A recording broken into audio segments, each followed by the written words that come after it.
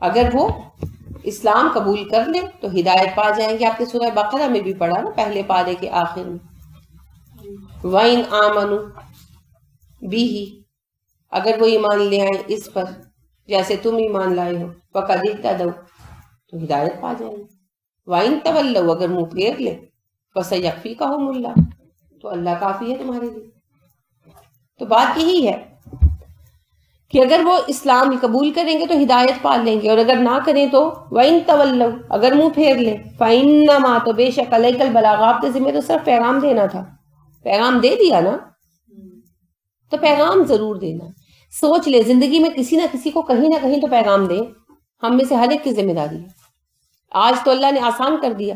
ہم یہ نہیں کہہ سکتے اللہ جی دنیا اتنی بڑی تھی, کھربوں لوگ تھے, ہم کس کس کو پیغام پہنچاتے. اللہ پوچھے گا نیٹ نہیں بنوا دیا تھا میں نے, ہے نا.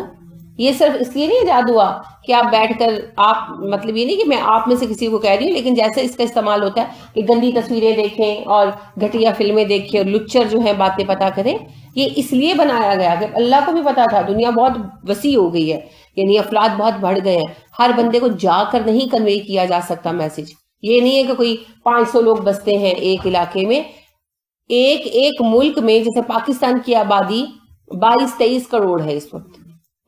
لاہور کی آبادی کتنی ہے مجھے نہیں پتا, لیکن بہت آبادی ہے. کبھی یہ شہر ہوتا تھا, ہے نا. اب تو یہ پورا ڈسٹرکٹ ہی بن گیا, شہر والا تو کوئی حال نہیں ہے نا. آپ جتنی دیر میں گجرانوالہ پہنچتے ہیں اتنی دیر میں آپ جو ہے نا ٹھوکر نیاز بیگ پہنچتے ہیں جو لاہوری کا حصہ. تو بات یہی ہے کہ اس قدر افراد کو آپ 1 by 1 بیسس پر پیغام نہیں دے سکتے. مان لیا تو اللہ رب کریم نے گیجٹس دے دیا آپ کو. لہٰذا سوچئے کہاں کہاں کس کس کو کیسے کیسے پیغام پہنچا سکتے.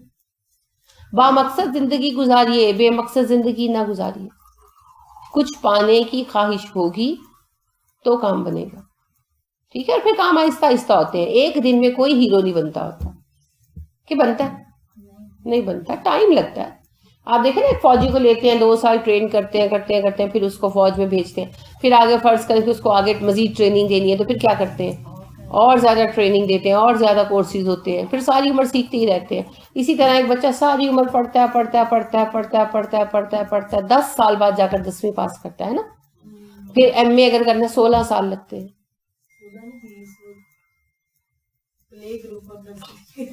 وہ تو آپ لوگوں نے اپنی جان بچائی ہوئی ہے نا, ورنہ اصولوں تو اتنے چھوٹے بچے کو ڈالنا نہیں ہوتا. اب بات یہ ہے کہ وہ آپ دیکھیں کہ اس کے بعد پھر آپ نے آگے کسی لائن میں جانا ہے, ماسٹرز کر لیا, اب کسی لائن میں جانا ہے تو پھر آپ اس کے کورسز کرتے ہیں, تو کتنا وقت لگتا ہے. تو اسی طرح آپ کو بھی دین کی تبلیغ کرنے کے لیے, آگے بڑھنے کے لیے بھی ٹائم لگے گا. ایک دن میں شہر نہیں بسا کرتے, لیکن کوئی بات نہیں, کوشش کیے جائیں, کچھ نہ کچھ تو ہوگا نا. بالکل اپنے حصے کا چراغ جلائیں, انشاءاللہ اللہ رب کریم آپ کو کیا پتا اس چراغ کی روشنی کو کہاں کہاں پہنچا دے, ہے نا. میں نے وہ رومانیہ والے ایک صاحب کا قصہ آپ کو سنایا تھا نا, کہ جو ترکی آئے تھے تو وہاں ایک چرواہے نے ان کی مہمان نوازی کی. وہ چرواہے بیچارے کو پتا بھی نہیں ہوگا کہ اس نے ایک جو چھوٹی سی شمع جلائی ہے تو اس کی روشنی سے رومانیہ کی کتنے گھروں میں اسلام پہنچ گیا.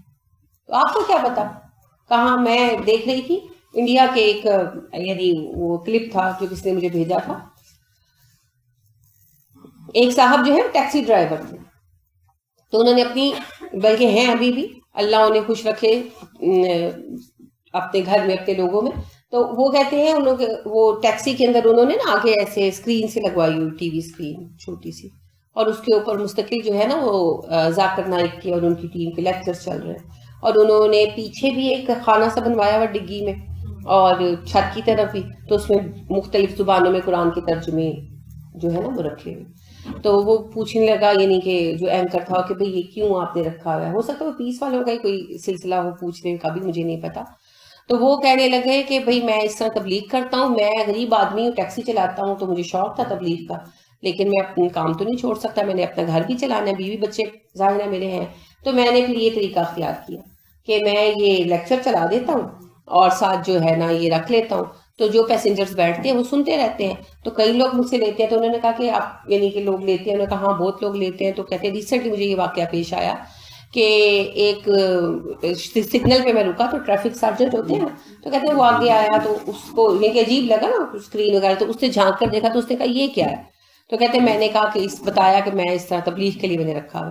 تو وہ مجھے کہنے لگا کہ مجھے بھی قرآن دو سنسکرت میں نا، کہ جو ہے نا سنسکرت میں یا غالباً کون سی زبان میں جو بھی ان کی جو بھی اس بندے، کیونکہ وہاں بہت ساری زبانیں بولتے ہیں، تو اس نے اپنی زبان میں مانگا. تو اس نے کہا میرا مسلمان ہمسایہ، میں 6 مہینے سے اس سے کہہ رہا تھا کہ مجھے قرآن دو اس ترجمے میں، تو وہ مجھے نہیں پرووائڈ کر رہا تھا، تو کہتے میں نے اس کو دے دیا. تو یعنی آپ دیکھیں کہ مجھے اس بات سے اتنی اٹریکشن ہوئی کہ دیکھیں کوئی کہاں ڈھونڈ رہا ہوتا ہے اور اللہ کہاں سے سبب بنا دیتے ہیں، ہے نا. تو اس بندے نے جو ہندو تھا اس نے ایفرٹ کی، ادھر سے مسلمان نے بھی ایفرٹ کی، تو ہوا نا. اب سارے مسلمان بیٹھ جائیں تو وہ بیچارہ اکیلا ہاتھ ہلاتا وہ کیا کرے گا، ہے نا. تو آپ دیکھیں کہ اس بندے کا شوق کتنا سچا ہے. ہم لوگ یہ کہتے ہیں جی ہمیں شوق ہے، ہمیں شوق ہے. شوق نظر کیوں نہیں آتا؟ گھر تو ساروں کے ہونے ہیں. اللہ رحم فرمائے یہ انتظار میں بیٹھے ہوئے ہو کہ کسی دن کوئی حادثہ اور گھر ختم ہو جائے، کب فارغ ہونا ہے؟ گھر تو اللہ قائم رکھے، ہمارے گھر تو رہنے ہیں ماشاءاللہ. اور آپ کو لگتا ہے کہ فارغ ہوں گے؟ آپ کیسے فارغ ہو سکتے ہیں؟ یہ مسز ایوب بیٹھی ہیں، ان سے پوچھ لیں فارغ ہو گئی ہیں؟ سب بچے تو بیاہ دیے ہیں نا، ہوئی ہے فارغ؟ نہیں ہوئی. اور ذمہ داریاں اور ذمہ داریاں. زندگی تو ذمہ داریوں کا نام ہے. آپ کبھی بھی فارغ نہیں ہوں گے. جنہوں نے کام کرنا تھا وہ ایسے کرتے. تو مجھے اس بندے پہ اتنا، یعنی اللہ کے اس بندے پہ اتنا پیار آیا. میں کہا دیکھو کتنا سچا جذبہ اس بندے کا، کتنا سچا جذبہ، اور وہ کتنا بڑا حصہ ڈال رہا ہے اپنا. تو بات یہی ہے، جس نے کام کرنا ہے وہ کر لے گا. where there is a will there is a way. تو لہذا بات یہ ہے ہمارے ذمہ کیا ہے؟ البلاغ. تو بلاغ کرنا ضروری. واللہ بصیر بالعباد، اللہ اپنے بندوں کو بخوبی دیکھ رہا ہے. یہ نہیں کہ تم نے پیغام دیا، کس طرح دیا، کتنا دیا، صحیح دیا نہیں دیا، میں دیکھ رہا ہوں. اور دوسرے نے تمہارا پیغام ریسیو کر کے پھر تمہارے ساتھ کیا سلوک کیا وہ بھی میں دیکھ رہا ہوں. تو تمہیں ٹینشن لینے کی ضرورت نہیں، تم صرف اپنا کام کیے جاؤ. ان الذین، بے شک وہ لوگ جو یکفرون، کفر کرتے ہیں، بآیات اللہ، اللہ کی آیتوں سے، ویقتلون، وہ قتل کرتے ہیں، النبیین، نبیوں کو، بغیر حق، بغیر سبب کے، بلا سبب. وَيَقْتُلُونَ، قتل کرتے ہیں، الَّذِينَ، ان لوگوں کو، یأمرون، جو حکم دیتے ہیں، بالقسط، انصاف کا، من الناس، لوگوں میں سے. فَبَشِّرْهُمْ، خوشخبری دیجئے انہیں، بِعَذَابٍ علیم، دردناک عذاب. کیا خامیاں ہیں ان میں؟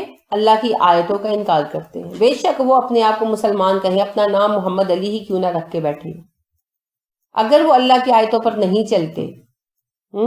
اللہ کے نبیوں کو قتل کرنا دوسری صفت آئی، یہ خاص یہود کے لیے. ٹھیک ہے نا، کہ اللہ کے نبی صلی اللہ علیہ وسلم پر جو قرآن اتر رہا تھا اس کے پہلے گواہ کون تھے؟ یہود. اور پہلے انکاری کون تھے؟ اللہ اکبر، ہے نا. آپ دیکھیں یہ سچائی نا، قرآن نے آپ کو خود بتا دی، میں نے نہیں بتائی، قرآن نے بتائی. پہلے گواہ بھی یہود تھے، اس قدر بڑی خوشبختی تھی ان کی، اور پہلے انکار کرنے والے بھی یہود تھے، ایسی شدید بدبختی تھی ان کی. تو لہٰذا اللہ نے کہا یہ وہ لوگ ہیں میری آیتوں کا انکار کرتے ہیں، میرے نبیوں کو قتل کرتے ہیں، اور اس کے بعد ان علماء کو بھی قتل کر دیتے ہیں جو ان کو سچ بولنے کا حکم دیتے ہیں. اور یہ ہوا رسول اکرم صلی اللہ علیہ وسلم نے جب حدیبیہ والے سال میں لیٹرز بھیجے نا، تو جو ان کا بیت المقدس میں جو ان کے بڑے راہب رہتے تھے ان کے نام بھی لیٹر بھیجا. تو بہت بوڑھے ہو گئے ہوئے تھے، اب مجھے ان کا نام یاد نہیں اس وقت، تو وہ بہت بوڑھے ہو گئے ہوئے تھے. تو آپ کے جو لے کر گئے صحابی آپ کا لیٹر لے کر گئے، تو انہوں نے جا کے لیٹر دیا، انہوں نے پڑھا تو خوشی کے مارے باہر نکل آئے. ان کی عمر 100 سے بھی کچھ زائد ہو گئی ہوئی تھی. تو انہوں نے کہا کہ لوگوں سنو، اللہ کا وہ نبی آ گیا جس کا ہمیں انتظار تھا، اور اس طرح انہوں نے کہا نا، اور ایک دو باتیں اور بھی کہیں. تو اتنا غضبناک ہوئے یہ یہودی کہ ان کو مارنے لگے. تو بیچارے بوڑھے آدمی تھے، مر گئے، ان کے مارنے سے نا مر گئے. تو یہ نہیں کہ یہ صرف پہلے ہی ہوتا رہا، یہ اس وقت بھی ہوا. اسی طرح عبداللہ بن سلام جب اسلام قبول کیا، عبداللہ بن سلام جو تھے نا یہ مشہور یہودی علماء کی فیملی میں سے تھے، اور خود بھی بہت بڑے عالم تھے. تو انہوں نے رسول اللہ صلی اللہ علیہ وسلم جب مدینہ آئے تو آ کر ملے آپ سے، اور اسلام قبول کر لیا. آپ سے کچھ کوسچنس کیے, آپ صلی اللہ علیہ وسلم نے جواب دے دیا, یہ مسلمان ہو گئے. اتنے میں یہودیوں کا گروہ ملنے کے لیے آیا, تو انہوں نے کہا میں چھپ جاتا ہوں, یہ مجھے دیکھیں گے نا تو آپ سے سچی بات نہیں کریں گے. تو آپ صلی اللہ علیہ وسلم نے کہا ٹھیک ہے, وہ چھپ گئے. تو یہ لوگ آئے تو انہوں نے آپ سے آ کر کچھ ایک دو باتیں کی. آپ صلی اللہ علیہ وسلم نے ان کو جواب دے دیا. اس کے بعد آئیں بائیں شائیں, یوں ہوتا وہ ہوتا کرنے لگ گئے. تو آپ نے کہا اچھا مجھے بتاؤ, اگر تمہارا کوئی بڑا عالم آئے اور وہ گواہی دے کہ میں اللہ کا نبی ہوں تو تم ایمان لے آؤ؟ ہاں کہنے لگے ہم لے آئیں گے. آپ نے کہا اچھا مجھے بتاؤ عبداللہ بن سلام کو کیسا سمجھتے ہو؟ بہت بڑے عالم گھرانے کا ہے. کہنے لگے آپ صلی اللہ علیہ وسلم نے کہا اچھا اگر وہ کہے کہ میں اللہ کا نبی ہوں تو مان لو گے؟ کہنے لگے ہاں مان لیں گے. عبداللہ بن سلام نکل آئے. آپ کہنے لگے یہ تو بڑا جھوٹا آدمی ہے, یہ تو وہ. تو عبداللہ بن سلام کو قتل کدھر پہ ہو گئے. پھر صحابہ موجود تھے, ہٹایا ہٹویا ان کو. تو یہ اس قسم کے لوگ تھے, یہ اس قسم کے لوگ تھے کہ جو سچی بات کہے اس کو بھی مار دو. حضرت یحییٰ علیہ السلام کو کیوں قتل کر دیا؟ بظاہر تو اس کا سبب آپ کو پتا ہے نا کہ وہ عورت کی فرمائش تھی, لیکن اس عورت کو تکلیف کیا تھی؟ ایک تو یہی کہ وہ اس کی بات میں نہیں آئے, اصل سبب یہ تھا وہ شہزادی تھی نا, اور بت پرست لوگ تھے وہ. تو اس کی ماں کی شادی جو ہے وہ یہودی بادشاہ سے ہوئی تھی, اور وہ ظاہری بات ہے کہ اس وقت بہرحال مسلمان تھے. تو اب وہ مسلمانوں کے درمیان بت پرستی پھیلا رہی تھی نا. اب یحییٰ ان لوگوں کی ہدایت کے انسٹال کیے گئے تھے, بھیجے گئے تھے حضرت عیسیٰ علیہ السلام, اور عیسیٰ علیہ السلام کی تصدیق کے لیے کون بھیجے گئے تھے؟ یحییٰ. تو اس وجہ سے بنیادی سبب یحییٰ علیہ السلام کے قتل کا یہی بنایا اس عورت نے. وہ تو سب اس کا ڈرامہ تھا نا, گندی عورت تھی, گندا طریقہ تھا. اس نے اسی لیے یحییٰ علیہ السلام کو قتل کروایا کہ اپنی دانش میں عیسیٰ علیہ السلام کو اکیلا کر دیا. اور سچی بات کہنے والے کو یہ لوگ اسی طرح سے ٹریٹ کرتے ہیں. تو ایک دو نہیں, بہت سارے قصے ہیں, اگر میں سنانے بیٹھوں گی تو. یہی اللہ کہتے ہیں کہ ان کے درمیان سے جو لوگ اٹھے, انہوں نے کہا کہ سچی بات کرو, تو انہیں ان لوگوں نے قتل کر دیا. فبشرہم بعذاب علیم, انہیں خوشخبری دو عذاب علیم کی. تنزیہ کہا جاتا ہے نا, انداز بیان جو ہے وہ تنزیہ ہے. جیسے ہم کہتے ہیں نا شاباش تو فیل ہو گئے ہو, ہے نا, یہ اسی قسم کی بات ہے, طنز کیا جا رہا ہے. اولئک, یہی لوگ ہیں, الذین, جن کا حبطت, ضائع ہو گئے, اعمالہم, اعمال, فی الدنیا والآخرہ, دنیا و آخرت میں. نہ دنیا میں فائدہ ہوگا نہ آخرت میں فائدہ ہوگا. اچھا اب دنیا میں بعض اوقات کامیابی ہو جاتی ہے نا, لیکن ان دا لانگ رن نہیں ہوتی. صحیح کہہ رہے ہو, اب دنیا میں بعض اوقات کامیابی ہو جاتی ہے. جیسے آج آپ دیکھیں جو بچیاں پردہ دار ہیں تو ان کو لوگ حقیر سمجھتے ہیں, اور جو بچیاں بالکل طوائفوں کی طرح پھرتی ہیں نا, ان کو بہت ہائیلی کوالیفائڈ سمجھا جاتا ہے نا. تو بظاہر دل میں ہی آتا ہے کہ کامیاب تو وہ ہو گئے, ہے نا. اسی طرح آپ دیکھیں جو بچے دیندار ہیں دھکے کھاتے پھر رہے ہیں. جیسے میں نے آپ سے ذکر کیا کہ ایک بہن ہے, ان کا بیٹا جو ہے وہ سود کی وجہ سے اس نے بینک کی جاب نہیں قبول کی, تو اس کو کوئی جاب نہیں مل رہی, وہ ٹیوشنز کرتا پھرتا ہے ادھر ادھر. تو جو کہتے ہیں پیسہ آئے جہاں سے چاہے آئے, میڈیا میں بھی کام کرنے کو تیار ہیں اور ہر قسم کے کام کے لیے ریڈی ہیں, تو وہ دیکھیں ہر چیز کما رہے ہیں, موج کما کر رہے ہیں. تو بظاہر وقتی طور پر کبھی ایسا لگتا ہے کہ کامیاب ہو رہے ہیں, ہے نا. اب ہوتا یہ ہے کہ یہ کامیابی حقیقتاً ہوتی نہیں ہے, یہ صرف محسوس ہوتی ہے. پیسہ آ گیا, اولاد شدید نافرمان ہو گئی, مرض ایسے لگ گئے کہ سکون نہیں ہے, گھر میں اتفاق نہیں ہے, بیوی بھاگ گئی, بیوی کا جو ہے شوہر اس نے کوئی جو ہے رکھی ہوئی عورت. یعنی اس طرح کے بہت زیادہ کام ان لوگوں کو لگے ہوئے ہوتے ہیں, صرف پیسہ ہی لوگوں کو مل جاتا ہے. دوسری طرف ذہنی سکون نہیں ہوتا. ٹھیک, پھر ان سب کے بعد بھی ضروری نہیں ہوتا کہ وہ ساری عمر آسائش میں رہے, پیسے کے لحاظ سے بھی چھین جاتا ہے. پھر پیسہ رہا بھی, اور فرض کریں کہ وہ دنیا میں پیسے والی زندگی گزار کر ہی مر گئے, کو بہت سارے لوگ ہیں ایسے. تو بات یہ ہے کہ ان لوگوں کو زندگی میں وہ سکھ اور وہ آرام کبھی نہیں ملا ہوتا جو حقیقتاً انسان کو چاہیے ہوتا ہے. ان کی زندگیوں کو کبھی اندر سے ٹٹول کر دیکھے نا, یہ صرف باہر کی حد تک ہے کہ ہم کہتے ہیں کتنا بڑا گھر ہے, کتنا عالی شان باغ ہے, کتنا خوبصورت فرنیچر ہے, اور جو بندہ ہے اس کے اندر کیا لگا ہوا ہے, روگ, اس کو کون سا غم لگا ہوا ہے, یہ نہیں پتا ہوتا. لہٰذا سزائیں تو آتی ہیں, دولت تو مل جاتی ہے, بائی ہک بائی کروک اللہ دے دیتے ہیں پھر ان لوگوں کو, لیکن پھر سزائیں آتی ہیں. ٹھیک ہے, ان سزاؤں کو کوئی نہیں جانتا. ابھی تو ہمیں سب یہ پتا ہے نا, میں اپنی آج کی بات آپ سے کرتی ہوں کہ جیسے نواز شریف لوگوں نے کتنی کرپشن کی ہے یہ پتا نا، لیکن نواز شریف کو غم کتنے لگے ہوئے ہیں، اس کی فیملی میں کیا چل رہا ہے ہمیں وہ تو کچھ بھی نہیں پتا. وہ بھی بھگت رہے ہیں. آپ کو کیا لگتا ہے کہ سب کچھ اتنا ہی سموتھ چل رہا ہے جتنا نظر آ رہا ہے؟ نہیں، ایسے نہیں ہوتا، ہو نہیں سکتا. اور پھر دوسری بات یہ ہے کہ ان دا لانگ رن آخری فتح پھر کس کی ہوتی ہے؟ سچ کی. ہمیشہ یہ مقابلہ تو ہمیشہ چلتا ہی رہنا ہے نا اچھائی برائی کا، پھر آخر میں جا کر برائی ہارتی اچھائی جیتتی ہے. تو جس چیز کے لیے ساری عمر کوششیں کرتے کرتے مر جاتے ہیں لوگ، آخر کار وہ چیز بھی فیل ہو جاتی ہے. تو لہٰذا دنیا میں بھی خسارہ ہی ہے، فائدہ نہیں ہے. وما نہیں لہم ان کے لیے من ناصرین کوئی مددگار، ان کے لیے بھی کوئی مددگار بھی نہیں. کیا آخرت میں پہنچتے ہیں تو پھر کوئی مددگار نہیں ملتا. کیا لم نہیں ترا تو نے دیکھا الی الذین ان لوگوں کو اوتو جو دیے گئے نصیباً ایک حصہ من الکتابی کتاب میں سے، کیا آپ نے ان کا رویہ ملاحظہ نہیں فرمایا جنہیں کتاب دی گئی، کتاب کا حصہ دیا گیا؟ یدعون الی کتاب اللہ جب بلائے جاتے ہیں اللہ کی کتاب کی طرف، لیحکما کہ فیصلہ ہو جائے ان کے لیے، بینہم آپس میں ان کے درمیان کتاب کے مطابق فیصلہ کر دیا جائے. ثم پھر یتولی منہ موڑ لیتا ہے فریقن ایک گروہ منہم ان میں سے، تو ان کا ایک گروہ منہ موڑ لیتا ہے. یعنی اگر دونوں انکار نہیں کرتے فریقین تو کم از کم ایک فریق ضرور انکار کر دیتا ہے، اللہ کی کتاب کا فیصلہ قبول نہیں کرتے. وہم معرضون وہ ہیں ہی منہ پھیر جانے والے. کون لوگ ہیں یہ؟ یہودی اور عیسائی دونوں ہی. کون سی کتاب کا ذکر ہو رہا ہے؟ توریت اور انجیل کا. آسن تھی. اس کا مطلب ہے کہ آپ کا ذہن اب سوچنا شروع ہو گیا، تفکر آ گیا، کیونکہ اللہ نے اصول یہ بنایا کہ جہاں مسلمان ہوں گے حکومت میں، وہ عیسائیوں اور یہودیوں کے درمیان فیصلہ ان کی کتاب کے مطابق کریں گے. ٹھیک ہے؟ تو لہٰذا رسول اکرم صلی اللہ علیہ وسلم چیف جسٹس آف مدینہ بھی تو تھی نا، میثاق مدینہ میں شرط شامل تھی نا کہ فائنل فیصلہ رسول اکرم صلی اللہ علیہ وسلم کا ہوگا.